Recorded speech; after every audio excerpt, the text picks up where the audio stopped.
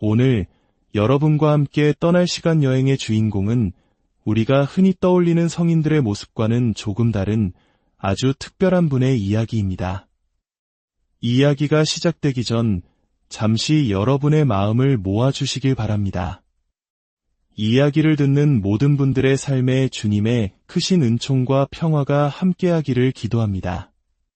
만약 오늘의 이야기가 여러분의 마음에 깊은 울림을 준다면 구독과 공유를 통해 이 거룩한 지혜의 빛을 더 많은 이웃과 함께 나누어 주십시오. 여러분의 작은 실천이 또 다른 영혼에게 큰 위로와 힘이 될 수 있습니다. 우리는 보통 성인들을 기억할 때 그들이 지녔던 뛰어난 덕행이나 깊은 신심을 떠올립니다. 하지만 오늘 우리가 만날 성 예로니모는 놀랍게도 그의 불같은 성격과 다혈질적인 기질로 더 자주 회자되곤 합니다. 한국인의 정서로 보면 쉽게 이해하기 어려운, 불의를 보면 참지 못하고 직설적으로 자신의 의견을 표출했던 인물이었죠. 하지만 바로 그 불같은 성격의 이면에는 하느님과 그분의 아들 예수 그리스도를 향한 그 누구보다도 뜨겁고 순수한 사랑이 용암처럼 들끓고 있었습니다. 그 열정이야말로 그의 삶을 이끌어간 가장 강력한 원동력이었습니다. 성 예로니모는 단순히 성격이 강한 인물을 넘어 초기 기독교 역사상 가장 위대한 학자 중 한 명으로 꼽힙니다. 그가 라틴어로 번역한 성경, 즉 불가타 성경은 이후 1000년이 넘는 중세시대 동안 서방교회의 표준 성경이 되었으며 그의 수도 생활에 대한 깊은 통찰은 수세기에 걸쳐 수많은 수도자들에게 지대한 영향을 미쳤습니다. 훗날 성 예로니모로 알려지게 된 이 남자의 본명은 에우세비우스 소프로니우스 히에로니무스. 그는 서기 345년경 달마티아 지방의 스트리돈이라는 곳에서 태어났습니다. 오늘날의 보스니아 헤르체고비나 지역으로 추정되는 곳이죠. 그는 부유한 그리스도인 부부의 아들로 태어나 어린 시절 아버지로부터 직접 가르침을 받으며 교육의 첫걸음을 뗐습니다. 그의 유년기에 대해 알려진 바는 많지 않지만 부모님은 그를 올바른 신앙인으로 키우려 노력했음에도 불구하고 젊은 예로니모는 자신만의 길을 고집하는 고집센 청년이었습니다. 12살 무렵 그는 더 큰 학문을 위해 당시 세계의 중심이었던 로마로 유학을 떠납니다.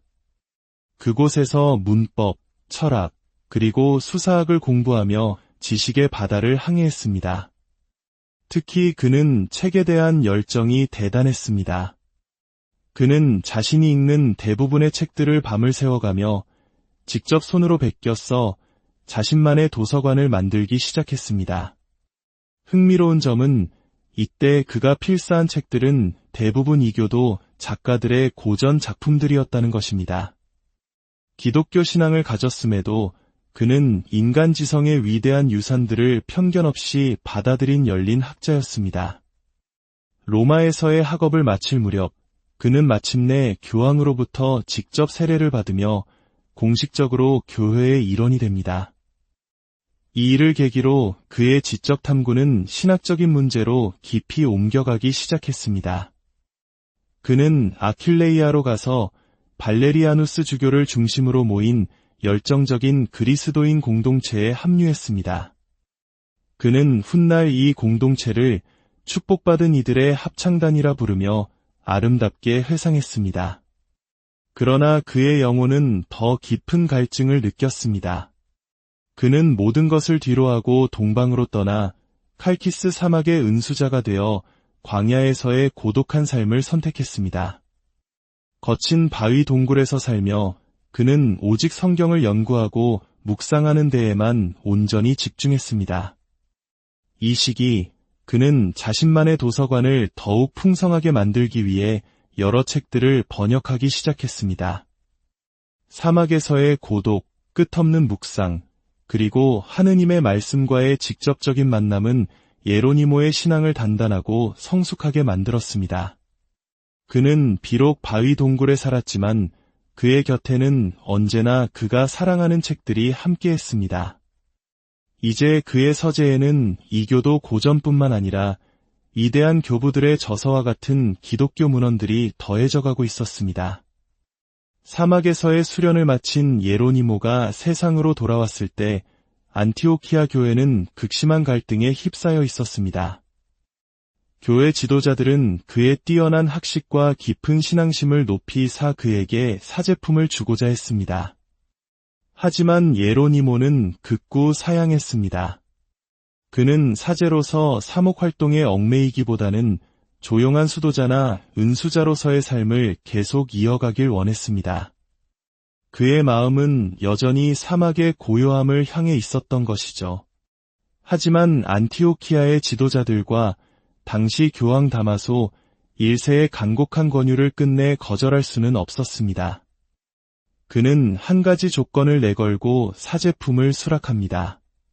그것은 바로 어떠한 사목적 의무에도 얽매이지 않고 수도자로서의 삶과 학문 연구를 계속할 자유를 보장해달라는 것이었습니다. 서기 397년 마침내 사제로 서품된 성 예로니모는 성서학자로서의 본격적인 삶을 시작합니다. 그는 사제로서 얻은 자유를 최대한 활용하여 콘스탄티노플로 여행을 떠나 당대 최고의 신학자로 명성이 높았던 나지안조의 성 그레고리오 밑에서 가르침을 받았습니다. 그는 히브리어 원전에서 직접 성경을 번역하고 성경과 신학 연구에 전념하는 작업실을 조직했습니다. 382년 그는 다시 로마로 돌아왔고 교황 다마소 1세는 그를 자신의 비서이자 도서관장으로 임명하는 파격적인 결정을 내립니다. 그리고 그에게 기독교 역사상 가장 위대한 과업 중 하나를 맡깁니다. 바로 성경 전체를 당시 공용어였던 라틴어로 번역하라는 임무였습니다. 로마에서 그는 수도 생활에 관심이 있는 귀족 부인, 과부, 그리고 동정녀들을 위한 성경 공부 모임을 이끌었습니다. 또한 성모 마리아의 평생 동정성을 옹호하고 결혼 생활이 동정의 산만큼이나 고결하다는 주장에 반박하는 등 자신의 신학적 신념을 명확하고 강하게 피력하는 글들을 발표했습니다. 예로니모는 로마 교회의 많은 성직자들이 나태하고 부패했다고 보았고 이를 지적하는 데 조금도 주저함이 없었습니다. 그의 이런 직설적인 비판은 당연히 수많은 적을 만들었고 그를 매우 인기 없는 인물로 만들었습니다. 마치 오늘날 우리 사회에서도 정의를 위해 쓴소리를 마다하지 않는 이들이 겪는 고독과도 같았을 것입니다. 교황 다마소 1세가 살아있는 동안에는 그가 든든한 방패가 되어주었지만 384년 교황이 선종하자 예로니모는 온갖 비판과 논쟁에 무방비로 노출되었습니다. 그의 신앙 증진 활동을 못마땅하게 여겼던 이교도들뿐만 아니라 그의 날카로운 지성을 질투했던 동료, 그리스도인들까지 악의적인 소문으로 그를 공격했습니다. 결국 385년 그는 로마를 떠나 안티오키아로 향했습니다. 몇 달 후 로마에서 그를 따르던 동정녀들과 과부들이 그를 찾아 안티오키아로 왔고 그들은 함께 예수님이 태어나신 거룩한 땅 베들레헴에 정착했습니다. 그곳에 남자 수도원과 여자 수녀원이 세워졌고 이곳은 예로니모가 세상을 떠날 때까지 머물며 그의 가장 위대한 학문적 업적을 이룬 장소가 됩니다. 바로 이 베들레헴에서 그의 가장 빛나는 저술 활동기가 시작되었습니다. 그는 구약 성경의 대부분을 히브리어 원전에서 직접 번역했으며 수많은 성경 주에서와 전기, 저술가들의 역사를 집필하고 방대한 양의 서신을 주고받았습니다. 또한 설교를 하고 학회를 열고 젊은이들을 가르쳤습니다. 그의 가장 위대한 업적은 물론 라틴어 성경 번역, 즉 불가타 성경의 완성이었습니다. 이 번역본은 오늘날까지도 가톨릭 교회에서 그 권위를 인정받고 있으며 1200년 후에 킹 제임스 성경 번역에도 결정적인 기준을 제시했습니다. 그가 살던 시대는 혼란 그 자체였습니다. 야만족들의 침입으로 로마 제국은 무너져 내리고 있었습니다. 로마는 약탈당했고 훈족과 이교도들이 침략하여 학문의 전당들을 파괴했습니다. 이런 암울한 시대 속에서도 예로니모는 펜을 놓지 않았습니다. 그는 일부 성직자들이 감히 의문을 제기했던 성모 마리아의 동정성을 수호하기 위해 열정적으로 글을 썼습니다. 그의 불같은 성격은 때로 동시대를 살았던 위대한 성인과도 충돌을 빚었습니다. 존경받는 아우구스티누스 성인과도 날선 서신을 주고받으며 논쟁을 벌일 정도였습니다.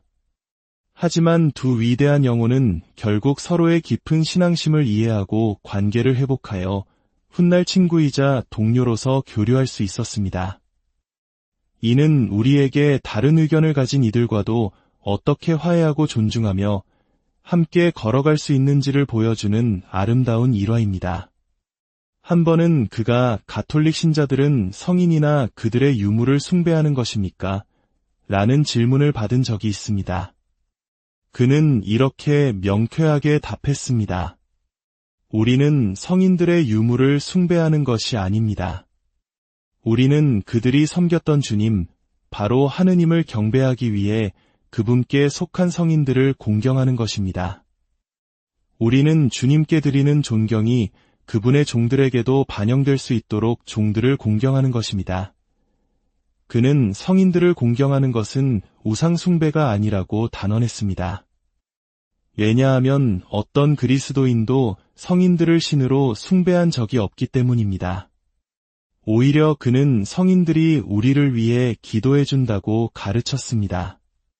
사도들과 성인들, 그리고 순교자들이 이 땅에 살아있을 때 다른 이들을 위해 기도할 수 있었다면 그들이 승리를 거두고 하늘나라에 간 지금은 얼마나 더 많이 기도할 수 있겠습니까? 그들이 예수 그리스도와 함께 있는데 그들의 힘이 더 약해졌겠습니까? 이 말씀은 오늘날 우리가 성인들에게 전구를 청하는 신앙의 근거가 되어주고 있습니다. 410년 로마가 야만족 알라리크에게 약탈당하는 비극이 일어났고 그의 가장 소중한 친구 중 한 명이었던 파울라 성녀도 세상을 떠났습니다. 이 사건들은 예로니모에게 깊은 슬픔과 고통을 안겨주었습니다. 폭력의 그림자는 마침내 베들레헴에까지 드리워져 그의 연구를 방해했습니다. 그의 마지막 몇 년은 그렇게 상실의 아픔과 혼란 속에서 지나갔습니다.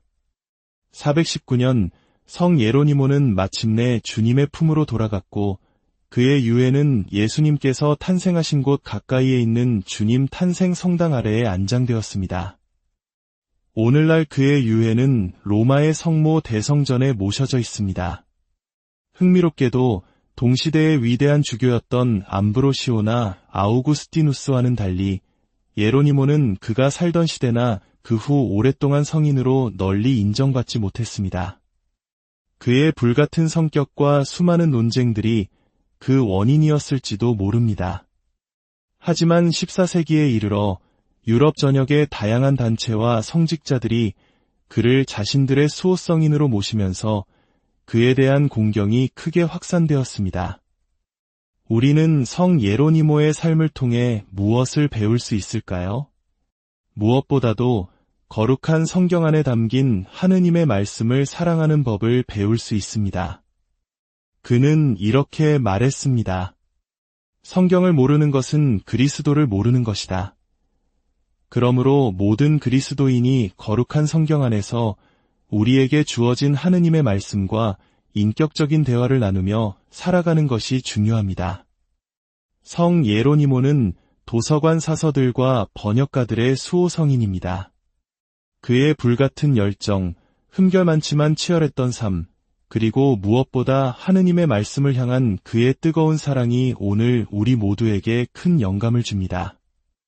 우리의 부족함과 약점에도 불구하고 하느님을 향한 진실한 사랑만 있다면 우리 역시 위대한 일을 이룰 수 있음을 그의 삶이 증명하고 있습니다.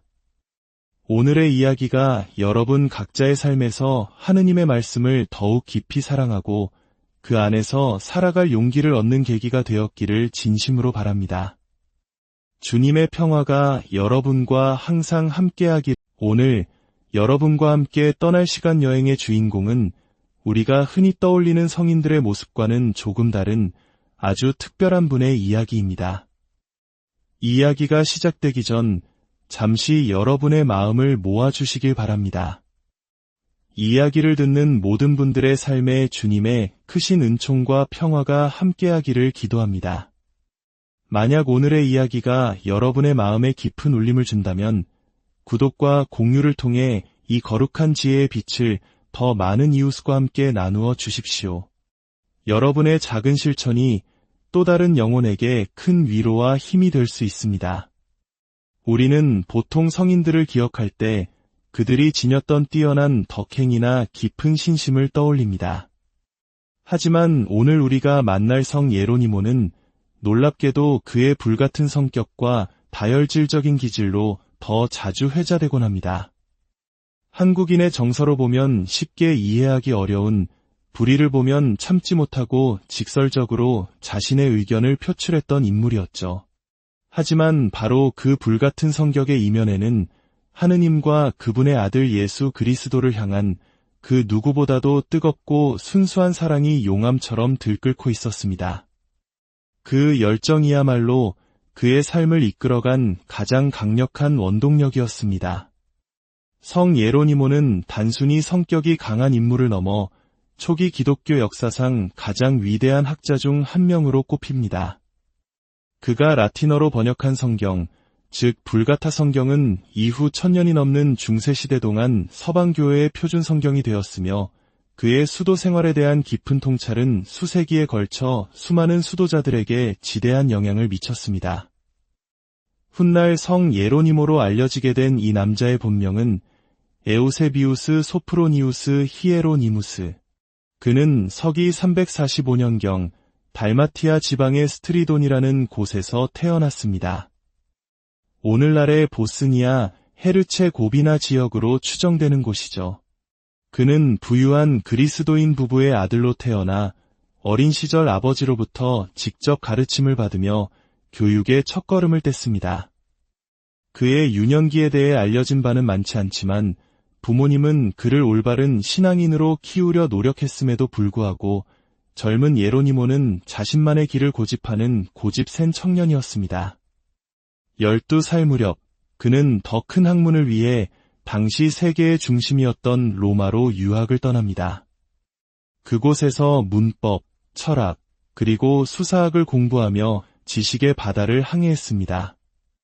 특히 그는 책에 대한 열정이 대단했습니다. 그는 자신이 읽는 대부분의 책들을 밤을 새워가며 직접 손으로 베껴 써 자신만의 도서관을 만들기 시작했습니다. 흥미로운 점은 이때 그가 필사한 책들은 대부분 이교도 작가들의 고전 작품들이었다는 것입니다. 기독교 신앙을 가졌음에도 그는 인간 지성의 위대한 유산들을 편견 없이 받아들인 열린 학자였습니다. 로마에서의 학업을 마칠 무렵 그는 마침내 교황으로부터 직접 세례를 받으며 공식적으로 교회의 일원이 됩니다. 이 일을 계기로 그의 지적 탐구는 신학적인 문제로 깊이 옮겨가기 시작했습니다. 그는 아킬레이아로 가서 발레리아누스 주교를 중심으로 모인 열정적인 그리스도인 공동체에 합류했습니다. 그는 훗날 이 공동체를 축복받은 이들의 합창단이라 부르며 아름답게 회상했습니다. 그러나 그의 영혼은 더 깊은 갈증을 느꼈습니다. 그는 모든 것을 뒤로하고 동방으로 떠나 칼키스 사막의 은수자가 되어 광야에서의 고독한 삶을 선택했습니다. 거친 바위 동굴에서 살며 그는 오직 성경을 연구하고 묵상하는 데에만 온전히 집중했습니다. 이 시기 그는 자신만의 도서관을 더욱 풍성하게 만들기 위해 여러 책들을 번역하기 시작했습니다. 사막에서의 고독, 끝없는 묵상, 그리고 하느님의 말씀과의 직접적인 만남은 예로니모의 신앙을 단단하고 성숙하게 만들었습니다. 그는 비록 바위 동굴에 살았지만 그의 곁에는 언제나 그가 사랑하는 책들이 함께했습니다. 이제 그의 서재에는 이교도 고전뿐만 아니라 위대한 교부들의 저서와 같은 기독교 문헌들이 더해져가고 있었습니다. 사막에서의 수련을 마친 예로니모가 세상으로 돌아왔을 때 안티오키아 교회는 극심한 갈등에 휩싸여 있었습니다. 교회 지도자들은 그의 뛰어난 학식과 깊은 신앙심을 높이 사 그에게 사제품을 주고자 했습니다. 하지만 예로니모는 극구 사양했습니다. 그는 사제로서 사목 활동에 얽매이기보다는 조용한 수도자나 은수자로서의 삶을 계속 이어가길 원했습니다. 그의 마음은 여전히 사막의 고요함을 향해 있었던 것이죠. 하지만 안티오키아의 지도자들과 당시 교황 다마소 1세의 간곡한 권유를 끝내 거절할 수는 없었습니다. 그는 한 가지 조건을 내걸고 사제품을 수락합니다. 그것은 바로 어떠한 사목적 의무에도 얽매이지 않고 수도자로서의 삶과 학문 연구를 계속할 자유를 보장해달라는 것이었습니다. 서기 397년 마침내 사제로 서품된 성 예로니모는 성서학자로서의 본격적인 삶을 시작합니다. 그는 사제로서 얻은 자유를 최대한 활용하여 콘스탄티노플로 여행을 떠나 당대 최고의 신학자로 명성이 높았던 나지안조의 성 그레고리오 밑에서 가르침을 받았습니다. 그는 히브리어 원전에서 직접 성경을 번역하고 성경과 신학 연구에 전념하는 작업실을 조직했습니다. 382년 그는 다시 로마로 돌아왔고 교황 다마소 1세는 그를 자신의 비서이자 도서관장으로 임명하는 파격적인 결정을 내립니다. 그리고 그에게 기독교 역사상 가장 위대한 과업 중 하나를 맡깁니다. 바로 성경 전체를 당시 공용어였던 라틴어로 번역하라는 임무였습니다. 로마에서 그는 수도 생활에 관심이 있는 귀족 부인, 과부, 그리고 동정녀들을 위한 성경 공부 모임을 이끌었습니다. 또한 성모 마리아의 평생 동정성을 옹호하고 결혼 생활이 동정의 산만큼이나 고결하다는 주장에 반박하는 등 자신의 신학적 신념을 명확하고 강하게 피력하는 글들을 발표했습니다. 예로니모는 로마 교회의 많은 성직자들이 나태하고 부패했다고 보았고 이를 지적하는 데 조금도 주저함이 없었습니다. 그의 이런 직설적인 비판은 당연히 수많은 적을 만들었고 그를 매우 인기 없는 인물로 만들었습니다.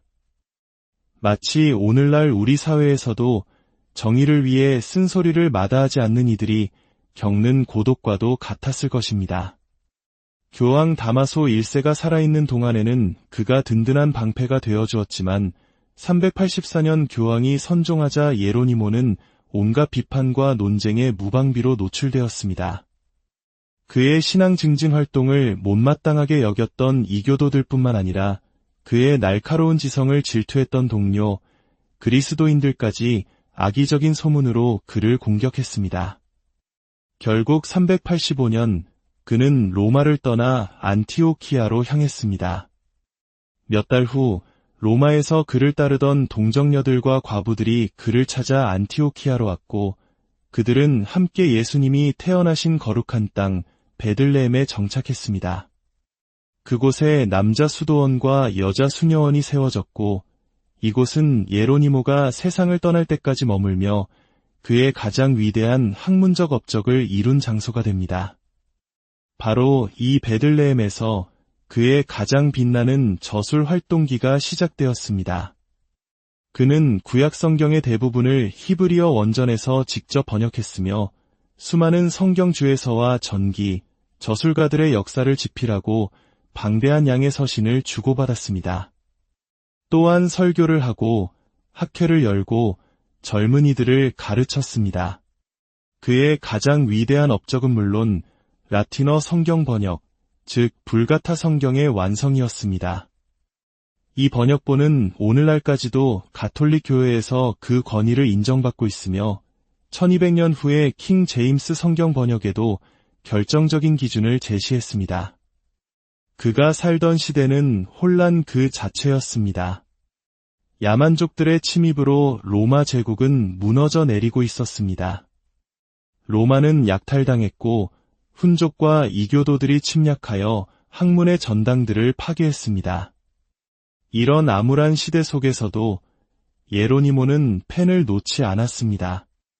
그는 일부 성직자들이 감히 의문을 제기했던 성모 마리아의 동정성을 수호하기 위해 열정적으로 글을 썼습니다. 그의 불같은 성격은 때로 동시대를 살았던 위대한 성인과도 충돌을 빚었습니다.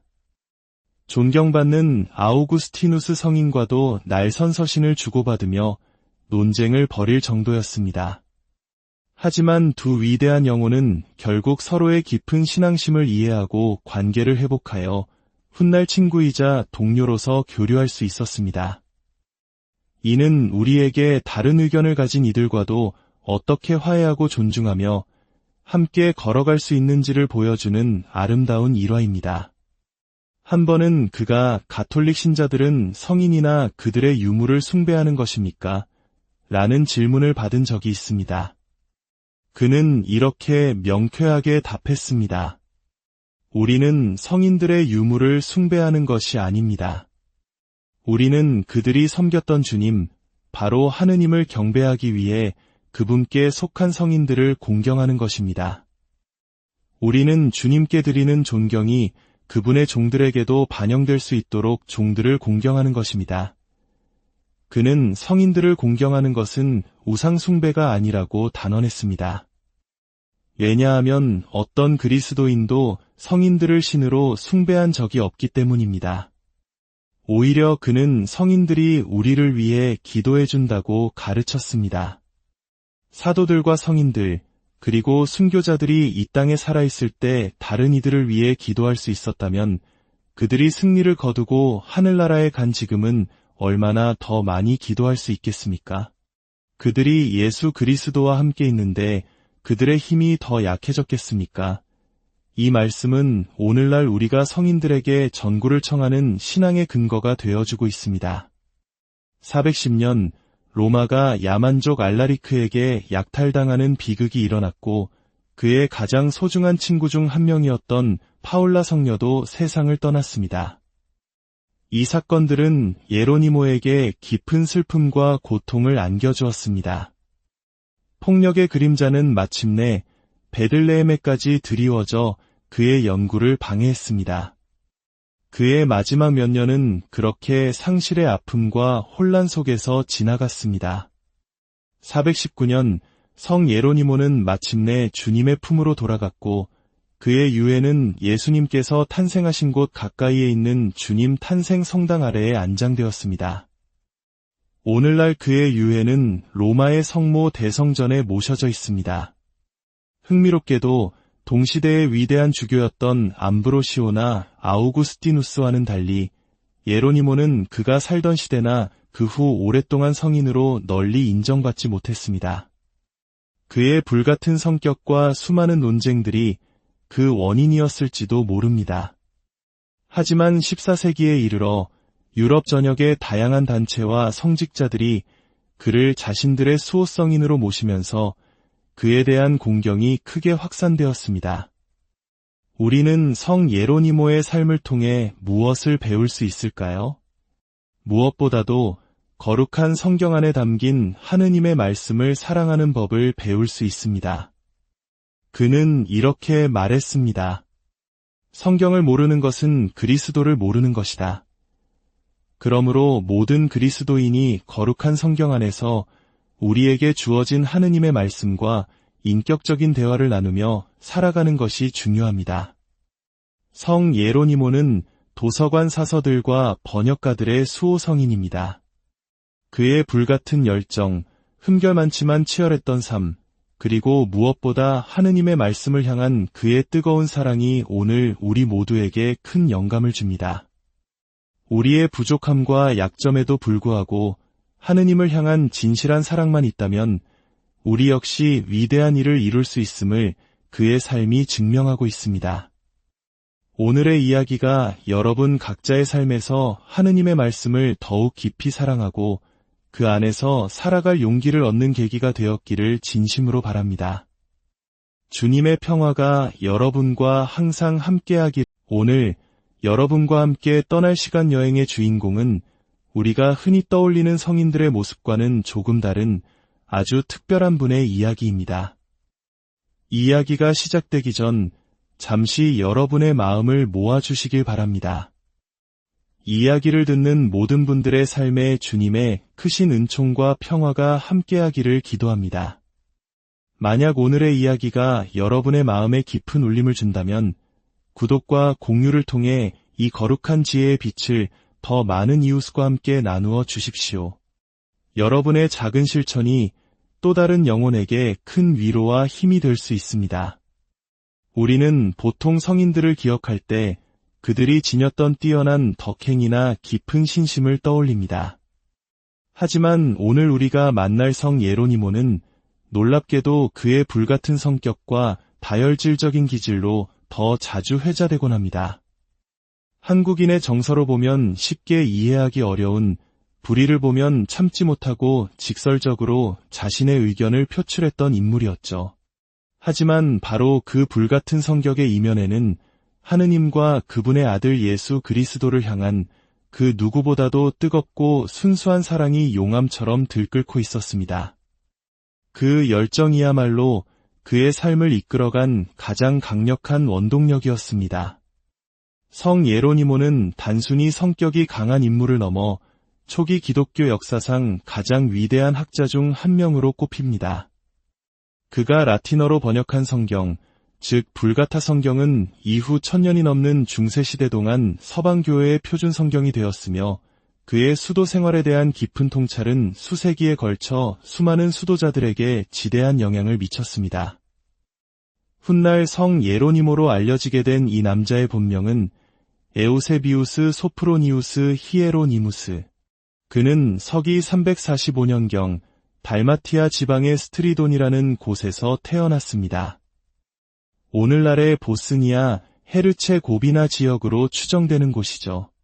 그는 부유한 그리스도인 부부의 아들로 태어나 어린 시절 아버지로부터 직접 가르침을 받으며 교육의 첫걸음을 뗐습니다. 그의 유년기에 대해 알려진 바는 많지 않지만 부모님은 그를 올바른 신앙인으로 키우려 노력했음에도 불구하고 젊은 예로니모는 자신만의 길을 고집하는 고집센 청년이었습니다.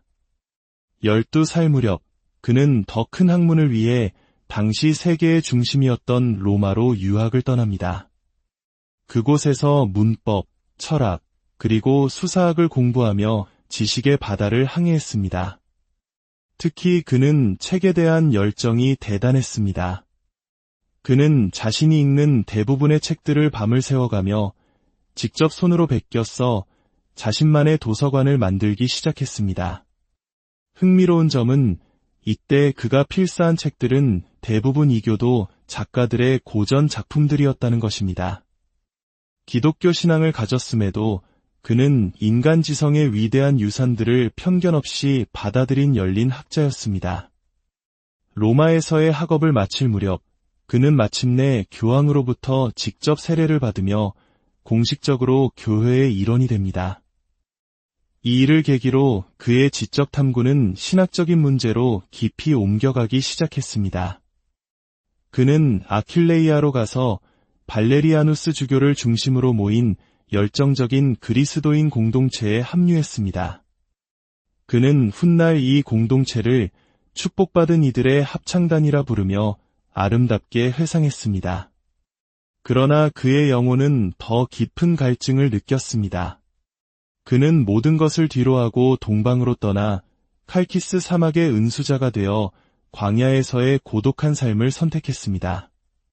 거친 바위 동굴에서 살며 그는 오직 성경을 연구하고 묵상하는 데에만 온전히 집중했습니다. 이 시기 그는 자신만의 도서관을 더욱 풍성하게 만들기 위해 여러 책들을 번역하기 시작했습니다.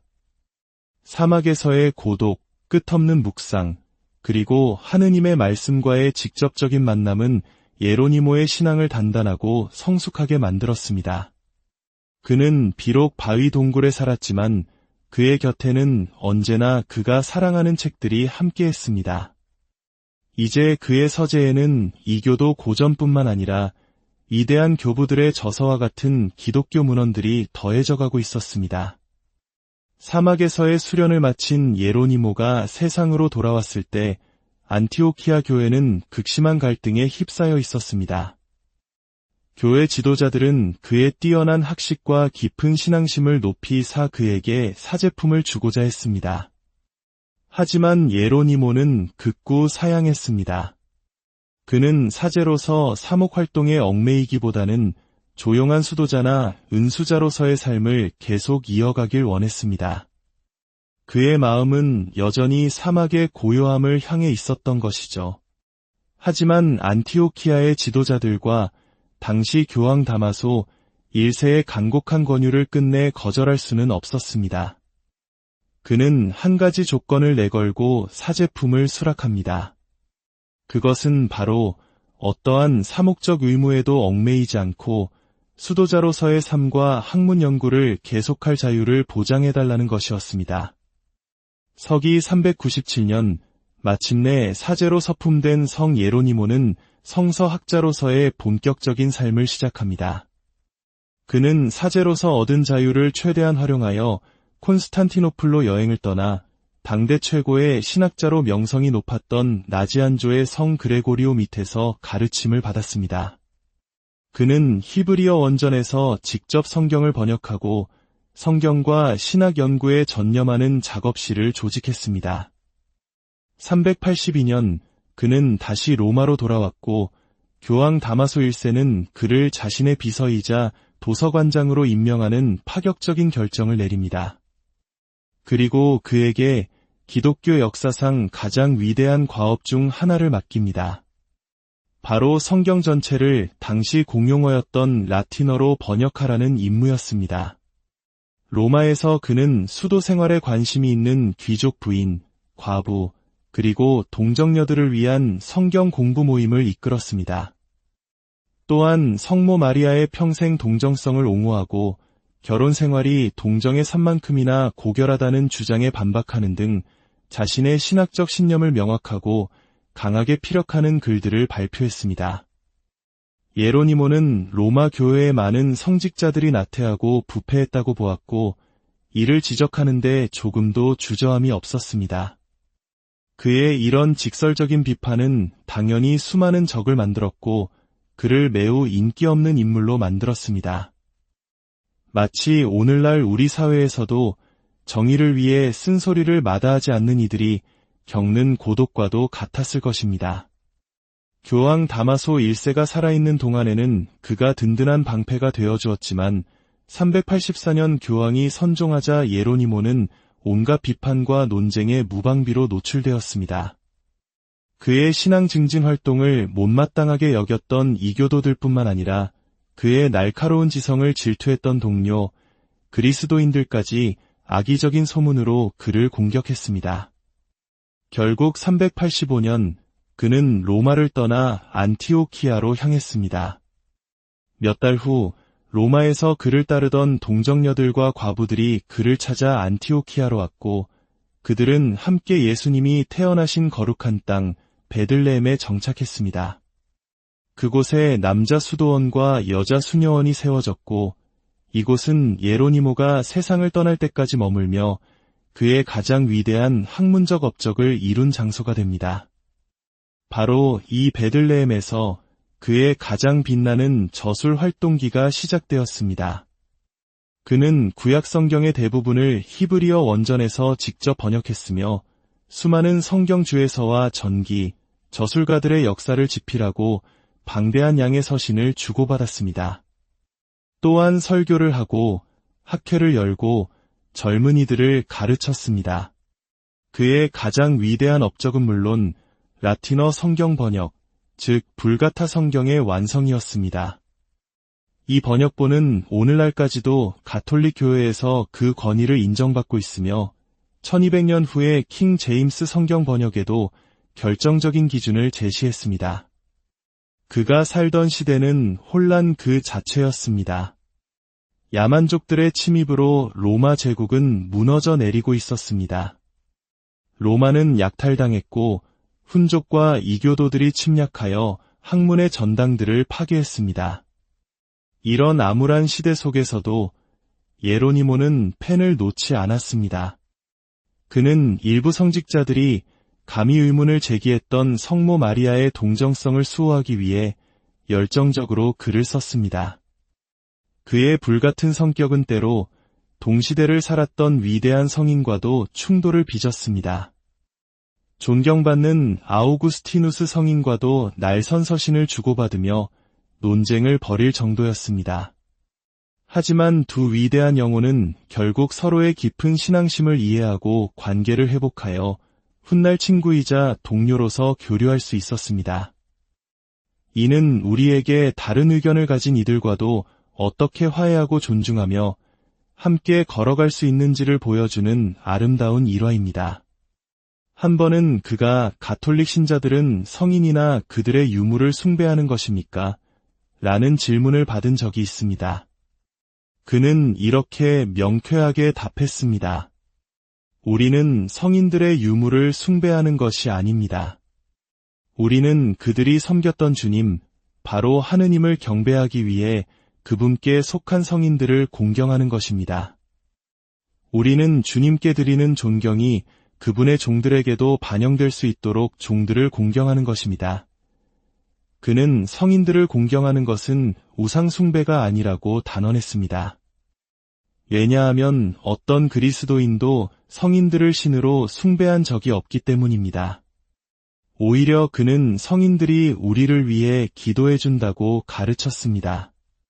사도들과 성인들, 그리고 순교자들이 이 땅에 살아있을 때 다른 이들을 위해 기도할 수 있었다면 그들이 승리를 거두고 하늘나라에 간 지금은 얼마나 더 많이 기도할 수 있겠습니까? 그들이 예수 그리스도와 함께 있는데 그들의 힘이 더 약해졌겠습니까? 이 말씀은 오늘날 우리가 성인들에게 전구를 청하는 신앙의 근거가 되어주고 있습니다. 410년 로마가 야만족 알라리크에게 약탈당하는 비극이 일어났고 그의 가장 소중한 친구 중 한 명이었던 파울라 성녀도 세상을 떠났습니다. 이 사건들은 예로니모에게 깊은 슬픔과 고통을 안겨주었습니다. 폭력의 그림자는 마침내 베들레헴에까지 드리워져 그의 연구를 방해했습니다. 그의 마지막 몇 년은 그렇게 상실의 아픔과 혼란 속에서 지나갔습니다. 419년 성 예로니모는 마침내 주님의 품으로 돌아갔고 그의 유해는 예수님께서 탄생하신 곳 가까이에 있는 주님 탄생 성당 아래에 안장되었습니다. 오늘날 그의 유해는 로마의 성모 대성전에 모셔져 있습니다. 흥미롭게도 동시대의 위대한 주교였던 암브로시오나 아우구스티누스와는 달리 예로니모는 그가 살던 시대나 그 후 오랫동안 성인으로 널리 인정받지 못했습니다. 그의 불같은 성격과 수많은 논쟁들이 그 원인이었을지도 모릅니다. 하지만 14세기에 이르러 유럽 전역의 다양한 단체와 성직자들이 그를 자신들의 수호성인으로 모시면서 그에 대한 공경이 크게 확산되었습니다. 우리는 성 예로니모의 삶을 통해 무엇을 배울 수 있을까요? 무엇보다도 거룩한 성경 안에 담긴 하느님의 말씀을 사랑하는 법을 배울 수 있습니다. 그는 이렇게 말했습니다. 성경을 모르는 것은 그리스도를 모르는 것이다. 그러므로 모든 그리스도인이 거룩한 성경 안에서 우리에게 주어진 하느님의 말씀과 인격적인 대화를 나누며 살아가는 것이 중요합니다. 성 예로니모는 도서관 사서들과 번역가들의 수호성인입니다. 그의 불같은 열정, 흠결 많지만 치열했던 삶, 그리고 무엇보다 하느님의 말씀을 향한 그의 뜨거운 사랑이 오늘 우리 모두에게 큰 영감을 줍니다. 우리의 부족함과 약점에도 불구하고 하느님을 향한 진실한 사랑만 있다면 우리 역시 위대한 일을 이룰 수 있음을 그의 삶이 증명하고 있습니다. 오늘의 이야기가 여러분 각자의 삶에서 하느님의 말씀을 더욱 깊이 사랑하고 그 안에서 살아갈 용기를 얻는 계기가 되었기를 진심으로 바랍니다. 주님의 평화가 여러분과 항상 함께하길. 오늘 여러분과 함께 떠날 시간 여행의 주인공은 우리가 흔히 떠올리는 성인들의 모습과는 조금 다른 아주 특별한 분의 이야기입니다. 이야기가 시작되기 전 잠시 여러분의 마음을 모아주시길 바랍니다. 이 이야기를 듣는 모든 분들의 삶에 주님의 크신 은총과 평화가 함께하기를 기도합니다. 만약 오늘의 이야기가 여러분의 마음에 깊은 울림을 준다면 구독과 공유를 통해 이 거룩한 지혜의 빛을 더 많은 이웃과 함께 나누어 주십시오. 여러분의 작은 실천이 또 다른 영혼에게 큰 위로와 힘이 될 수 있습니다. 우리는 보통 성인들을 기억할 때 그들이 지녔던 뛰어난 덕행이나 깊은 신심을 떠올립니다. 하지만 오늘 우리가 만날 성 예로니모는 놀랍게도 그의 불같은 성격과 다혈질적인 기질로 더 자주 회자되곤 합니다. 한국인의 정서로 보면 쉽게 이해하기 어려운, 불의를 보면 참지 못하고 직설적으로 자신의 의견을 표출했던 인물이었죠. 하지만 바로 그 불같은 성격의 이면에는 하느님과 그분의 아들 예수 그리스도를 향한 그 누구보다도 뜨겁고 순수한 사랑이 용암처럼 들끓고 있었습니다. 그 열정이야말로 그의 삶을 이끌어간 가장 강력한 원동력이었습니다. 성 예로니모는 단순히 성격이 강한 인물을 넘어 초기 기독교 역사상 가장 위대한 학자 중 한 명으로 꼽힙니다. 그가 라틴어로 번역한 성경, 즉 불가타 성경은 이후 1000년이 넘는 중세시대 동안 서방교회의 표준 성경이 되었으며 그의 수도 생활에 대한 깊은 통찰은 수세기에 걸쳐 수많은 수도자들에게 지대한 영향을 미쳤습니다. 훗날 성 예로니모로 알려지게 된 이 남자의 본명은 에우세비우스 소프로니우스 히에로니무스. 그는 서기 345년경 달마티아 지방의 스트리돈이라는 곳에서 태어났습니다. 오늘날의 보스니아 헤르체고비나 지역으로 추정되는 곳이죠. 그는 부유한 그리스도인 부부의 아들로 태어나 어린 시절 아버지로부터 직접 가르침을 받으며 교육의 첫걸음을 뗐습니다. 그의 유년기에 대해 알려진 바는 많지 않지만 부모님은 그를 올바른 신앙인으로 키우려 노력했음에도 불구하고 젊은 예로니모는 자신만의 길을 고집하는 고집센 청년이었습니다. 12살 무렵 그는 더 큰 학문을 위해 당시 세계의 중심이었던 로마로 유학을 떠납니다.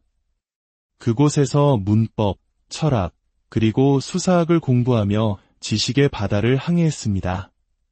특히 그는 책에 대한 열정이 대단했습니다. 그는 자신이 읽는 대부분의 책들을 밤을 새워가며 직접 손으로 베껴 써 자신만의 도서관을 만들기 시작했습니다. 흥미로운 점은 이때 그가 필사한 책들은 대부분 이교도 작가들의 고전 작품들이었다는 것입니다. 기독교 신앙을 가졌음에도 그는 인간 지성의 위대한 유산들을 편견 없이 받아들인 열린 학자였습니다. 로마에서의 학업을 마칠 무렵 그는 마침내 교황으로부터 직접 세례를 받으며 공식적으로 교회의 일원이 됩니다. 이 일을 계기로 그의 지적 탐구는 신학적인 문제로 깊이 옮겨가기 시작했습니다. 그는 아킬레이아로 가서 발레리아누스 주교를 중심으로 모인 열정적인 그리스도인 공동체에 합류했습니다. 그는 훗날 이 공동체를 축복받은 이들의 합창단이라 부르며 아름답게 회상했습니다. 그러나 그의 영혼은 더 깊은 갈증을 느꼈습니다. 그는 모든 것을 뒤로하고 동방으로 떠나 칼키스 사막의 은수자가 되어 광야에서의 고독한 삶을 선택했습니다. 거친 바위 동굴에서 살며 그는 오직 성경을 연구하고 묵상하는 데에만 온전히 집중했습니다. 이 시기 그는 자신만의 도서관을 더욱 풍성하게 만들기 위해 여러 책들을 번역하기 시작했습니다. 사막에서의 고독, 끝없는 묵상, 그리고 하느님의 말씀과의 직접적인 만남은 예로니모의 신앙을 단단하고 성숙하게 만들었습니다. 그는 비록 바위 동굴에 살았지만 그의 곁에는 언제나 그가 사랑하는 책들이 함께했습니다. 이제 그의 서재에는 이교도 고전뿐만 아니라 위대한 교부들의 저서와 같은 기독교 문헌들이 더해져가고 있었습니다. 사막에서의 수련을 마친 예로니모가 세상으로 돌아왔을 때 안티오키아 교회는 극심한 갈등에 휩싸여 있었습니다. 교회 지도자들은 그의 뛰어난 학식과 깊은 신앙심을 높이 사 그에게 사제품을 주고자 했습니다. 하지만 예로니모는 극구 사양했습니다. 그는 사제로서 사목 활동에 얽매이기보다는 조용한 수도자나 은수자로서의 삶을 계속 이어가길 원했습니다. 그의 마음은 여전히 사막의 고요함을 향해 있었던 것이죠. 하지만 안티오키아의 지도자들과 당시 교황 다마소 1세의 간곡한 권유를 끝내 거절할 수는 없었습니다. 그는 한 가지 조건을 내걸고 사제품을 수락합니다. 그것은 바로 어떠한 사목적 의무에도 얽매이지 않고 수도자로서의 삶과 학문 연구를 계속할 자유를 보장해달라는 것이었습니다. 서기 397년 마침내 사제로 서품된 성 예로니모는 성서학자로서의 본격적인 삶을 시작합니다. 그는 사제로서 얻은 자유를 최대한 활용하여 콘스탄티노플로 여행을 떠나 당대 최고의 신학자로 명성이 높았던 나지안조의 성 그레고리오 밑에서 가르침을 받았습니다. 그는 히브리어 원전에서 직접 성경을 번역하고 성경과 신학 연구에 전념하는 작업실을 조직했습니다. 382년 그는 다시 로마로 돌아왔고 교황 다마소 1세는 그를 자신의 비서이자 도서관장으로 임명하는 파격적인 결정을 내립니다. 그리고 그에게 기독교 역사상 가장 위대한 과업 중 하나를 맡깁니다. 바로 성경 전체를 당시 공용어였던 라틴어로 번역하라는 임무였습니다. 로마에서 그는 수도 생활에 관심이 있는 귀족 부인, 과부, 그리고 동정녀들을 위한 성경 공부 모임을 이끌었습니다. 또한 성모 마리아의 평생 동정성을 옹호하고 결혼 생활이 동정의 산만큼이나 고결하다는 주장에 반박하는 등 자신의 신학적 신념을 명확하고 강하게 피력하는 글들을 발표했습니다. 예로니모는 로마 교회의 많은 성직자들이 나태하고 부패했다고 보았고 이를 지적하는 데 조금도 주저함이 없었습니다. 그의 이런 직설적인 비판은 당연히 수많은 적을 만들었고 그를 매우 인기 없는 인물로 만들었습니다. 마치 오늘날 우리 사회에서도 정의를 위해 쓴소리를 마다하지 않는 이들이 겪는 고독과도 같았을 것입니다. 교황 다마소 1세가 살아있는 동안에는 그가 든든한 방패가 되어주었지만 384년 교황이 선종하자 예로니모는 온갖 비판과 논쟁의 무방비로 노출되었습니다. 그의 신앙 증진 활동을 못마땅하게 여겼던 이교도들뿐만 아니라 그의 날카로운 지성을 질투했던 동료, 그리스도인들까지 악의적인 소문으로 그를 공격했습니다. 결국 385년 그는 로마를 떠나 안티오키아로 향했습니다. 몇 달 후 로마에서 그를 따르던 동정녀들과 과부들이 그를 찾아 안티오키아로 왔고 그들은 함께 예수님이 태어나신 거룩한 땅 베들레헴에 정착했습니다. 그곳에 남자 수도원과 여자 수녀원이 세워졌고 이곳은 예로니모가 세상을 떠날 때까지 머물며 그의 가장 위대한 학문적 업적을 이룬 장소가 됩니다. 바로 이 베들레헴에서 그의 가장 빛나는 저술 활동기가 시작되었습니다.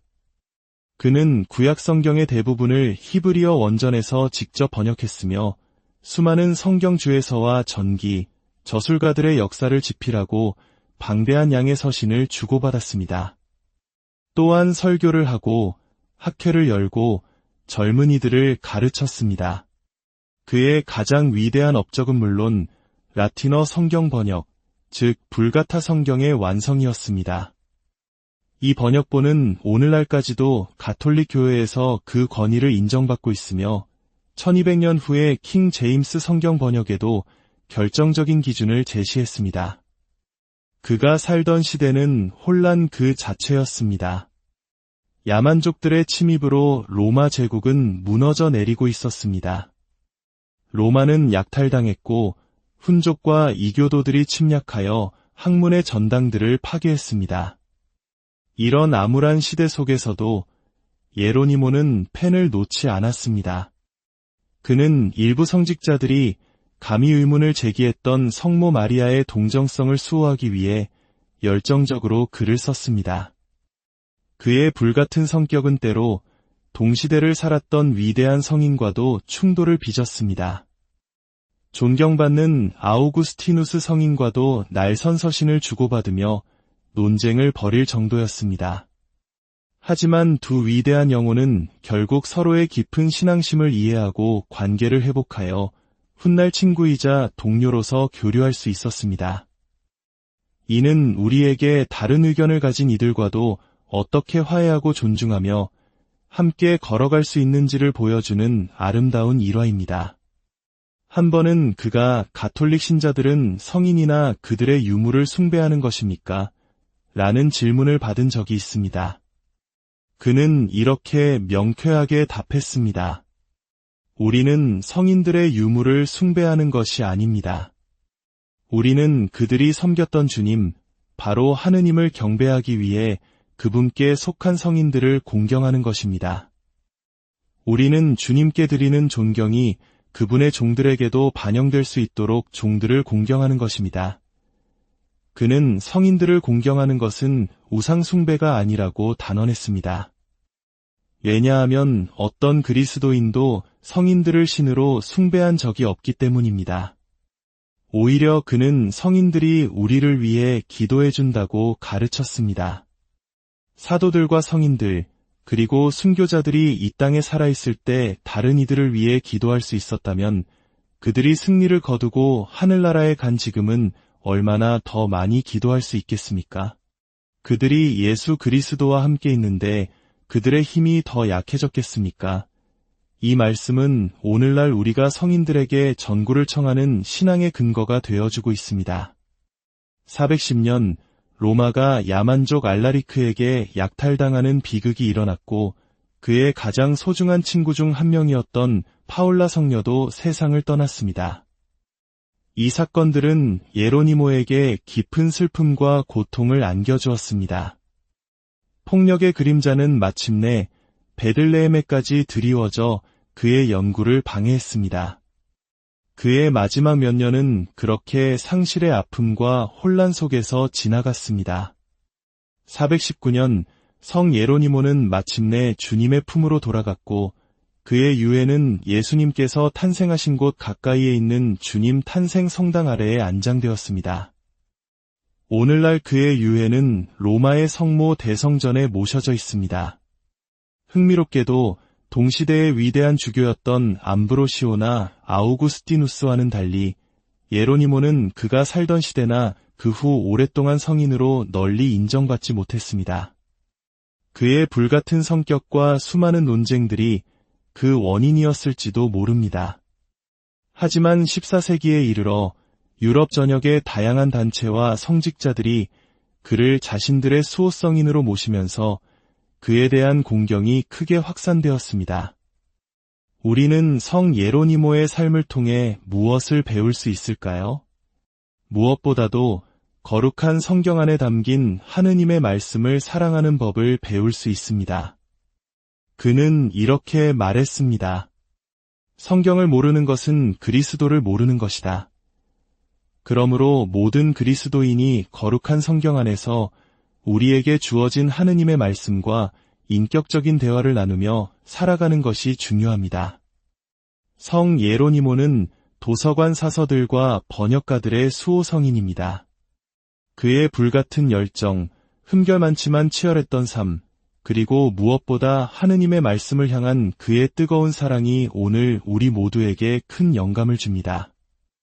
우리의 부족함과 약점에도 불구하고 하느님을 향한 진실한 사랑만 있다면 우리 역시 위대한 일을 이룰 수 있음을 그의 삶이 증명하고 있습니다.